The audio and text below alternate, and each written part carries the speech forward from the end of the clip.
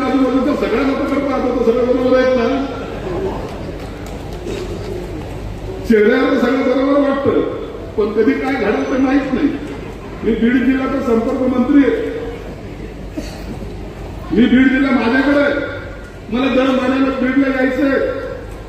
तुम्हा सर्व बांधवांना सांगतो, चांगले कामं कोणतेही घेऊन या,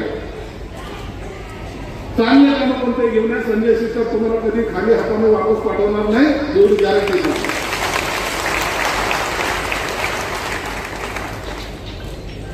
40 वर्षामध्ये काय कमवलं ना. माझ्या मतदारसंघामध्ये मी 4 वेळा निवडून गेलो. कोण कोण लोक राहतात माझ्या मतदारसंघामध्ये? सगळे लोक. प्रकाश दादा सावंतची जमीन ही माझ्या मतदारसंघात आहे. विचारा काय मी काय हलका सरकार नव्हतं. जयनाथ आनंदची जमीन माझ्या मतदारसंघात आहे. मी काय हलका सरकार नव्हतं. जागाची जमीन माझ्या मतदारसंघात आहे. सतीश चव्हाणची जमीन माझ्या मतदारसंघात आहे. बाळासाहेब थोरातांची जमीन माझ्या मतदारसंघात आहे. विखे पाटलाची जमीन माझ्या मतदारसंघात आहे. कदम साहेबांची जमीन माझ्या मतदारसंघात आहे. किती मोठी लोक आहेत माझ्या मतदारसंघात. राजस्थानचे राज्यपाल माझ्या मतदारसंघात राहतात. आणखी काय पाहिजे? पण तरी तिथे निवडून येताना हे सर्वांचं सहकार्य मला लागतं. संजय शिरसाटने एखाद्या बिल्डरकडून एखादा रुपया घेतला तर कोणी सांगावा. संजय शिरसाटने एखाद्या प्लॉट धारकाला फसवलं सांगावं. संजय शिरसाटने कोणाला नोकरी लावून देतो म्हणून का त्याचे पैसे घेतले असं सांगावं. एक इतक्या मोठ्या कंपन्या आहेत तुमच्याकडे, एकच कंपनी त्याच्यात एवढं भांडणं इतकं राजकारण झालं. माझ्याकडे शेकडो कंपन्या आहेत माझ्या मतदारसंघात. पण मला कधी अक्कल सुचली मी काय करायला पाहिजे नाही सुचलं तरी बरं. सांगेल दादा संजय शिरसाट बोलतो ते करतो. तुम्हाला चांगल्या प्रकारे माहिती आहे तो संजय शिरसाट आहे. सकाळचा तो भोगा वेगळा, तो संजय राऊत आणि मी हा संजय शिरसाट आहे. फरक आहे का नाही? आपली भी तर चलती आहे ना. एकनाथ शिंदे मुख्यमंत्री होते, सगळ्यात जवळचा माणूस कोण? संजय शिरसाट. अरे हे कमाई कष्टाने केलेली कमाई. माझ्यासारखे 4 लोक त्यांच्या बरोबर होते.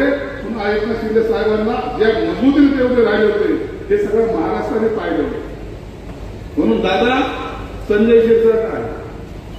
मारताना दिल खुलास मारा. आपला दिल छोटा नाही. आपण कसे उघडे नागडे जे मिळते पटकन वाटून मोकळं झालं तर काय फरक पडतो आपल्याला. मागताना मोठं माग. 10 कोटी तुम्ही मागितले, 10 कोटी तुम्हाला दिले. या माझ्या गावामध्ये मी उद्घाटनाला येईल. हॉस्टेल बांधायचं असेल तर त्यांना पाहिजे असेल तर 10 कोटी आणखी देतो. प्रस्ताव पाठवा आणि मला पुन्हा उद्घाटनाला बोलवा. आणि फक्त भाषण करायला जाऊ नका. नाही तर कलबी भुके तर आणखी भुके. आता काय स्वतःच आमचंही का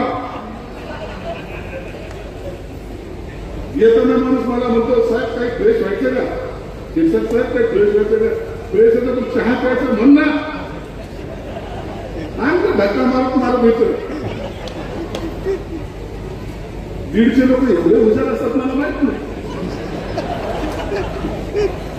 कधी कुणाचा काट्याने काटा काढतील काही भरोसा पण नाही. माझी लायकी पाहून मला पाहिजे. कधी कोणाकडे भीक म्हणून मी मागणार नाही. ही भूमिका माझी पण नेहमी राहिलेली.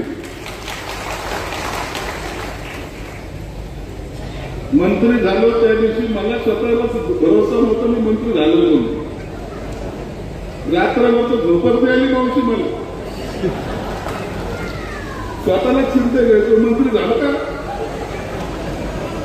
जेव्हा मी वेळ मिळाला जेव्हा 10 वर्ष माझा सेवक होतो. 10 वर्ष माझा सेवक. या संभाजीनगरमध्ये इतिहास आहे. या शहराचा सलग 4 वेळा मी आमदार झालो. सलग 4 वेळा आणि चांगल्या मतांनी निवडून येतो. दर वेळेला आमदार व्हायचो त्यावेळेला म्हणायचो की आता माझं मंत्रिपद मिळेल. टीव्हीमध्ये बातमी यायची पहिल्या 4 मध्ये माझं नाव असायचं. दुसऱ्यांदा मंत्री झालो, आमदार झालो तेव्हाही तसं, तिसऱ्यांदा झालो तेव्हाही तसं, चौथ्यांदा झालो. आता मुलं जर आमदार जर मंत्री जर झालं नाही ना, ते सचिन सारखं मलाही आत्महत्या करावं लागते की काय नाही. नवीन घडामोडी पाहण्यासाठी आजच आम्ही मुंबईकर 24 तासला लाईक करा, सबस्क्राईब करा आणि अपडेट रहा.